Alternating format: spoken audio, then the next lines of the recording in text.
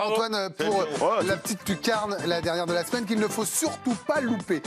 Maintenant, on va s'intéresser à ce match entre Marseille et Paris Saint-Germain, la qualification de l'Olympique de Marseille hier, 2-1, Raphaël. Au Vélodrome, l'OM qui a régalé face au Paris Saint-Germain, qui s'est qualifié pour la suite de la compétition. On va revoir les images. Tout d'abord, Cengiz Ünder, déséquilibré par Sergio Ramos. Dans sa surface de réparation, pénalty pour l'OM. Sanchez ne tremble pas, fait mener l'OM 1-0. L'égalisation avant la pause de Sergio Ramos sur ce corner. Un partout donc à la mi-temps. Et c'est Malinowski à la 57e minute de jeu qui va offrir la victoire à l'OM dans ce classique, dans ce classico, son deuxième but en 7 matchs, toutes compétitions confondues pour l'international ukrainien. Marseille qualifié face au PSG. C'est encore Marquinhos, le pauvre, ça lui revient dessus, ça repart pour Malinowski. C'est un truc assez incroyable, on en reparlera justement de cette histoire-là. Marseille qui surclasse le PSG hier dans un match à haute intensité. Est-ce que vous êtes encore bluffé par l'Olympique de Marseille? Regardons vos réponses. Ah oui, pour Alicia. Oui, également pour Bertrand. Oui, pour Vikash. Oui, pour Swan.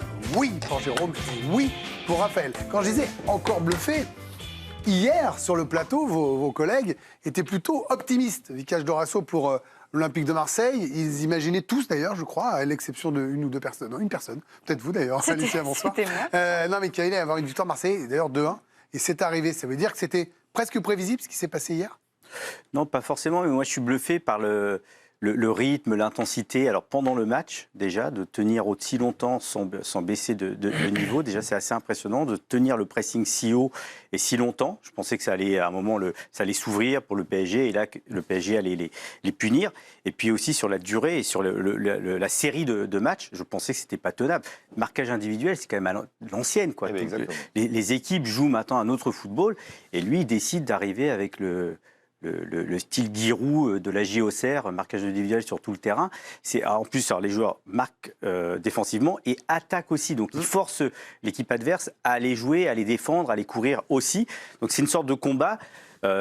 Moi, je suis épuisé à les regarder déjà. Alors, sur le terrain, ça doit être un truc de malade mental. D'ailleurs, quand il fait ses changements contre Nice, il y a quelques changements. Les joueurs qui ne sont pas prêts, alors, ils doivent se préparer pendant l'entraînement, ils sont moins prêts au match, au combat pendant le match, et tout de suite le niveau baisse parce que c'est quand même très basé sur un niveau athlétique très fort, quoi. Et sur la première période, ils ont fait une 45 premières minutes assez exceptionnelles dans l'intensité et dans plein d'autres domaines. Les Marseillais qui ont tiré 13 fois au but, qui ont touché 17 ballons dans la surface de réparation du Paris Saint-Germain en première période, qui ont effectué 7 centres. Techniquement, c'était pas mal aussi, 60% de dribbles réussis et 10 ballons gagnés dans le dernier tiers du terrain. Ils ont mis une véritable pression, les Marseillais, face au PSG, notamment dans la première période. C'est volontaire si j'ai commencé par nos deux anciens joueurs. Parce que Jérôme, comment on arrive à faire comprendre à ces gars, quand on est coach, qu'il faut se donner autant, que c'est nécessaire et que ça va pas épuiser tout le monde avant la 40e? Je pense qu'il a présenté son projet aux joueurs l'été en disant, voilà, on va vous préparer pour que toute la saison, ou en tout cas le plus possible, on joue comme ça. Alors ça a marché beaucoup, ça a eu des prises de bec beaucoup aussi, parce que les gars, à un moment donné, il y a quand même un sport de... Voilà, c'est pas le sport où on court le plus, normalement. Si on peut courir un peu moins, on est bien content aussi.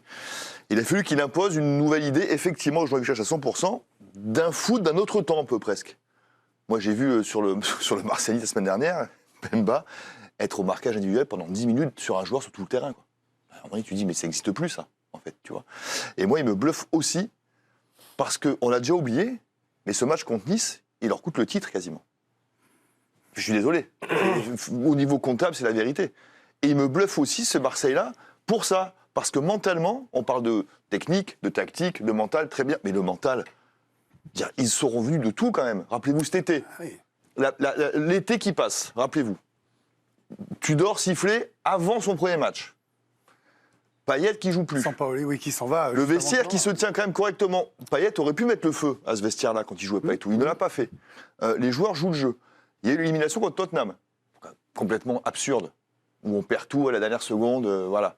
Juste après, il y a OM-OL, rappelez-vous. Et là, ça regronde au Vélodrome. J'y étais. Donc, en plus d'être costaud physiquement et tactiquement, c'est une équipe qui, en plus, mentalement, a de vraies vertus. Alors donc, pourquoi vous êtes bluffé? Je suis bluffé parce que je me dis quand même... Je vous demande si vous êtes encore bluffé. Mais je dis oui, parce que la semaine-là, dans 10 jours, il y a eu Monaco, un partout, et Nice, 1-3. Ouais. Tu perds le titre. Réussir à revenir, vous voulez dire, sur ce match-là. Réussir Ok. encore à revenir Ok. sur probablement le plus gros match de l'année au Vélodrome, bah encore Ok. une fois, chapeau. On va écouter Jordan Verretou et Igor Tudor nous parler de ce match. Et pour eux, ils ne parlent pas d'exploit. C'est d'ailleurs à l'origine de notre question. Écoutons-les. Le meilleur match de notre saison, ça pourrait, oui. Je n'aime pas trop comparer les matchs. Mais je pense que ce soir, nous avons fait un très bon match, au vu de notre adversaire et du fait que nous avions joué 2 jours avant. Les joueurs avaient couru 120 km lors du dernier match et ils ont réussi à mettre beaucoup de rythme ce soir, avec seulement 2 jours de récupération. Ils peuvent être fiers d'eux. Un exploit, on est très heureux de les avoir battus, mais un exploit, dans le foot, tout le monde peut battre tout le monde, donc voilà, mais c'est sûr que voilà, on est content d'avoir gagné et d'avoir réalisé ce match-là. Non, mais personne ne parle d'exploit, Swan Borselli. Je viendrai vous voir exprès à la fin, Bertrand, parce que vous étiez là-bas, vous avez commencé tout à l'heure, mais personne ne parle d'exploit finalement. Est-ce que c'est dû à la faillite, on va dire comme ça, du PSG ces derniers temps, ce mois de janvier, allez, fin décembre, cataclysmique, pour que finalement on se dise, bah, c'est complètement accessible de les battre au Vélodrome? Non, mais en fait, on parlait d'exploit pour des raisons assez simples. C'est par rapport Au budget? Non, au pédigré des derniers Marseille-Paris, où ça faisait 11 ans, quasi 12 ans que Marseille n'avait jamais battu le PSG au Vélodrome. Et parce que globalement, en dépit de prestations parfois convaincantes, notamment sur 45 minutes, l'OM avait du mal contre le PSG ces dernières années. Et c'est pour ça qu'on parle d'exploit. Mais sinon, il suffit d'avoir regardé des matchs du PSG contre des équipes qui mettent de l'intensité pour savoir que ce n'est pas forcément un exploit en soi, ce qui s'est passé hier. Et pour moi, il y a 2 choses qui me bluffent encore à l'OM. La première, c'est que mes collègues ici parlaient de mental, c'est d'avoir réussi à réattaquer la deuxième mi-temps comme ça, après avoir concédé l'égalisation de Ramos, qui fait très mal au crâne, d'une équipe qui fait une super première mi-temps.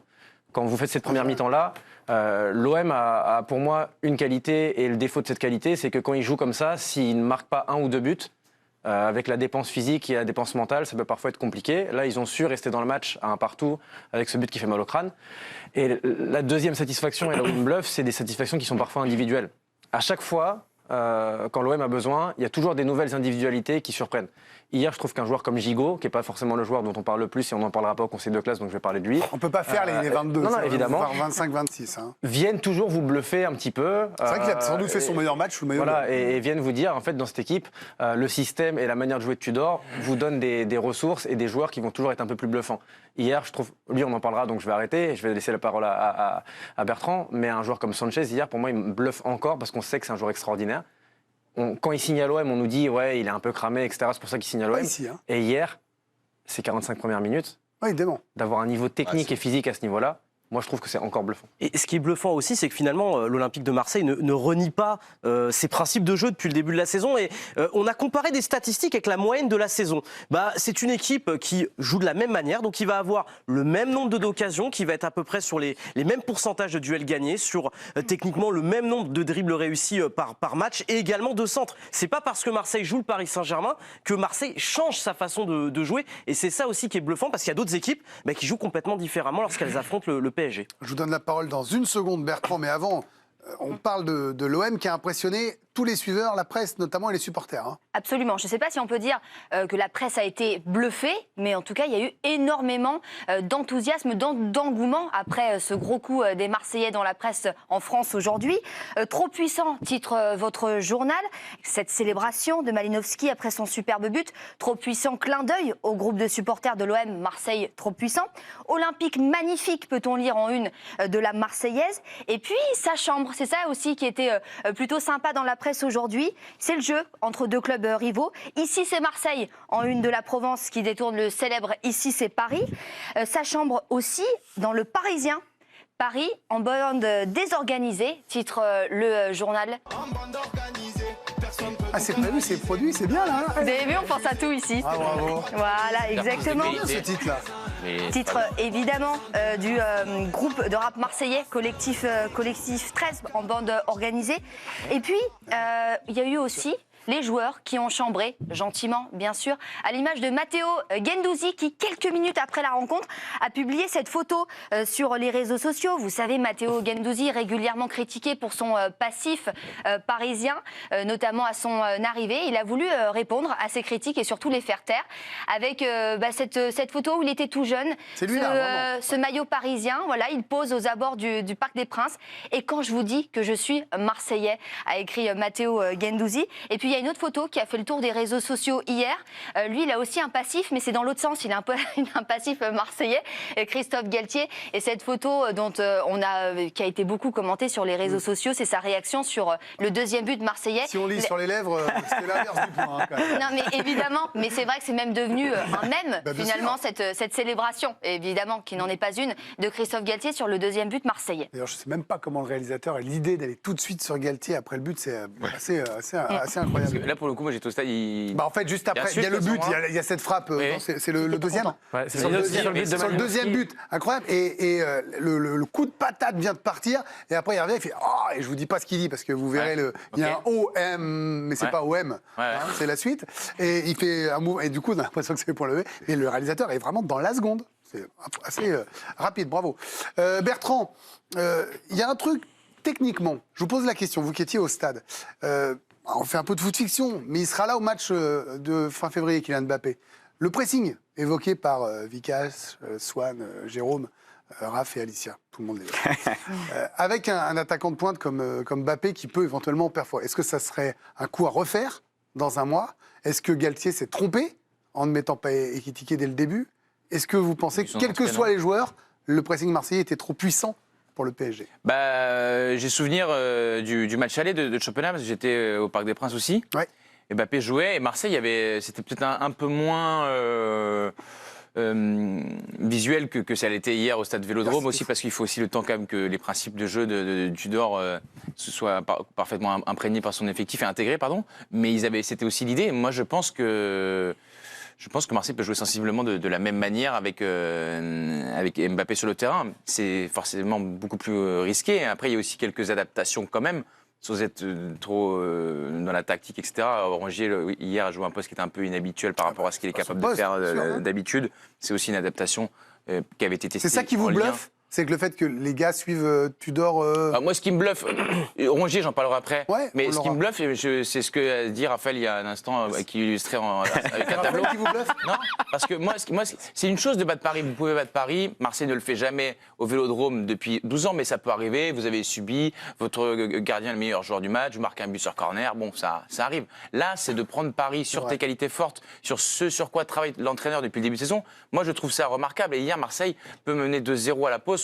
Le meilleur joueur parisien, c'est le gardien. C'est-à-dire qu'ils les ont trimballés, quoi. Ça, je trouve ça vraiment bluffant. Après, le travers de ça, et à mon avis, ça explique aussi la première partie de saison qui était plus délicate, c'est que je ne suis pas sûr que cette manière de jeu soit viable quand vous jouez tous les 3 jours, que ce soit de la Ligue des Champions ou de la Ligue Europa, parce que ce que ça demande physiquement... Mais là, pour le coup, il n'y a plus que la Coupe de France et le championnat. Oui, c'est pour ça que je vous dis que là, ça va, ça marche, il n'y a pas de souci. On verra comment les joueurs réagissent ce week-end contre Clermont, s'ils vont être capables de mettre le même degré. Chaque fois que je vais faire un match au Vélodrome, les joueurs arrivent, vous disent après le match, on est mort, on est vidé. Et on comprend bien pourquoi quand on voit les kilomètres qu'ils parcourent.